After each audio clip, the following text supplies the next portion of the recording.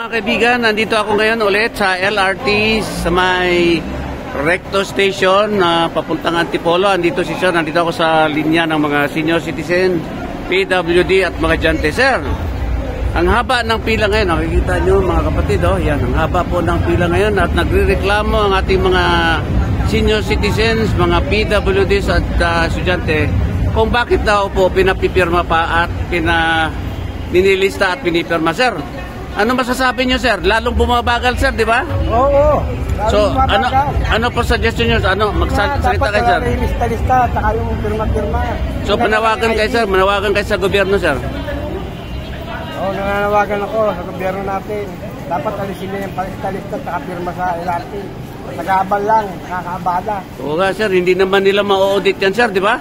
Sa haba ng pila na yan at haba ng listahan na yan, hindi wala.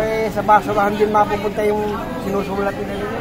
Oo nga, tinan mo, sabi ni sir, hindi na raw kailangan talang nililista at pinapapirma.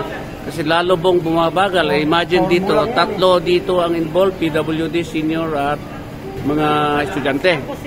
Ma'am, ikaw ma'am, ano masasabi mo ma'am? Isa ang counter na open.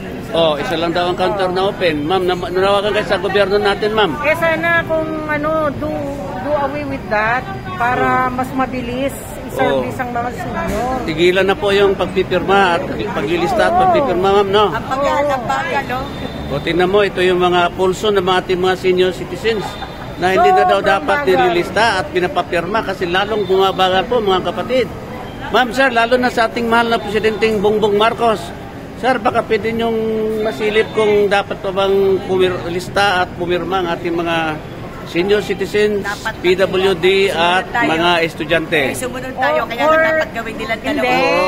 Or kaya sir, baka may mas maisip sila na mas magandang sistema na hindi ganito. Kagaya niyan, ang dami, pero iisa lang ang counter na open. Pwedeng dalawa sana man lang, ma'am, tatlo. Yan, lalong kasi ang tagal po. Siguro sa manpower nga rin naman nila. Pero wala kasi ako nakitang logic bakit nililista at pinapapirma. Yan, tingnan mo, dami dito mga seniors ngayon, no? Naiinis sila sa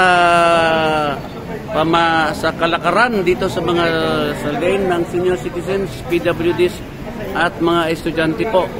So ito po ang kanilang pinupulsuhan po natin na, di ba ma'am, hindi talaga dapat ma'am, no? O yan. Ma'am, taga saan ba kayo? Kainta po. O Kainta, papunta si ma'am sa Antipolo, ang baba nyo? Sa Pasig. Pasig, okay.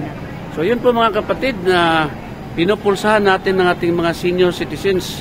Lalo na mga senior medyo may kabagalan na tapos pinapalinya pa, pinapapila, tapos susulat pangalan, tapos pinapapirma pa. Ano ba yan?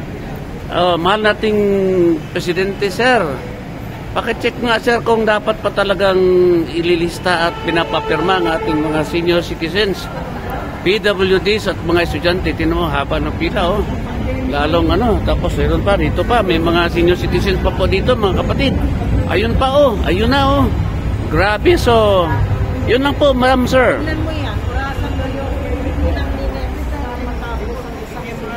Imagine, maabot po ng pinakamahina yung 10 to 15 minutes. May vlogger pa ako, ma'am. Bakit vlogger? Bawal. Bakit bawal? Hindi po bawal to. Bakit bawal? Ito, bawal daw. Sabi ni madam, nagbablog lang naman ako. Sinong nagsabing bawal?